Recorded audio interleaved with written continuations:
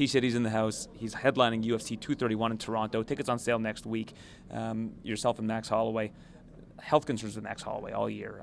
Unfortunately, we saw what happened to him both in July and earlier this year when he was supposed to face Khabib Nurmagomedov.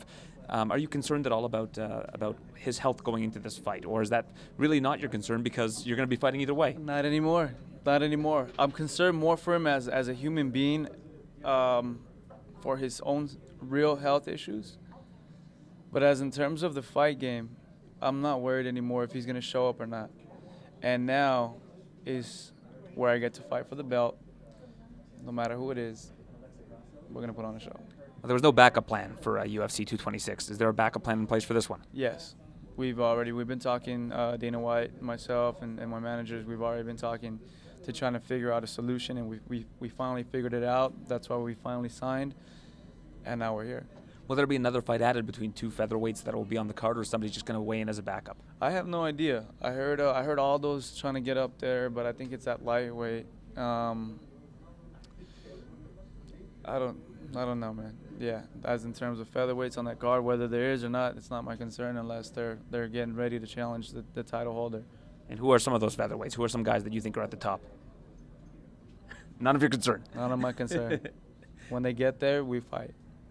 Your striking has improved so much. What do you attribute that to? I mean, obviously the knockout over Frankie Edgar earlier this year. Well, I'm thankful that I have my boxing coach James Lurson. He's been watching over me since I was 18. I'm hard-headed. I don't like to listen, but now I realize the more I listen, the faster I knock these guys out. So yeah, now I thank my boxing to my coach James Lurson. It's a little bit strange. They consider you the young prospect in the division. You're actually older than Max Holloway. Max Holloway's been a champion for such a long time. Yeah. It's a real testament to his skill and his win streak. I feel it's because the way we look. I look younger than he does.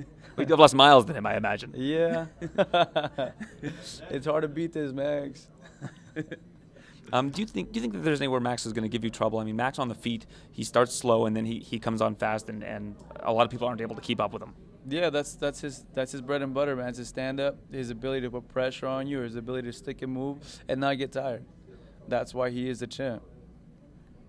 We feel that we have solved that mystery, and now we're going to test it out. So you see a specific weakness in his game that you think you can capitalize upon? Absolutely. Everyone in this entire game has a weakness. It just has to be someone out there who figures it out. Does that mean Brian Ortega has a weakness? Absolutely. You're not going to tell me what that is, I imagine. I bleed like you bleed, right? So we all have weaknesses. Are you excited about fighting in Toronto? I know you mentioned you've had one bad experience in Toronto. I imagine you're going to have... It wasn't bad. We did a seminar over there. I had an amazing time teaching people. The guy didn't pay us, but oh well. Yeah, it's not. I mean, it's not a testament to the city. It's more an individual. It's more of an individual thing. But the city was amazing. I went out to the city, hopped around all the places out there at night. Had an amazing time, and now I can't wait to go out there and put a show for my Canadians, eh? and go out there and just do what I do, man. Would you like to know what the weather's going to be like when you land on Tuesday? I know it's cold. No, it's going to be in the 80s. Oh, right now. Yeah, I thought when you land this Tuesday, fight yes. week. Yeah, fight week. For ticket sales this week. Ticket sales. It's going to be warm? Yeah, it's going to be in the 80s when you get here. You're bringing California with you on Tuesday. There you go, man. I'm bringing Cali to Canada. But yes, on fight week it will be frigid and it might be a miserable time. No, I love it. Have you been like around snow before? Yeah, I snowboard a lot. Every winter we go out to what's called Big Bear or Mount High, and we go out there and we snowboard. I stopped a little bit just because you can really mess up your knees, so we gotta just slow down.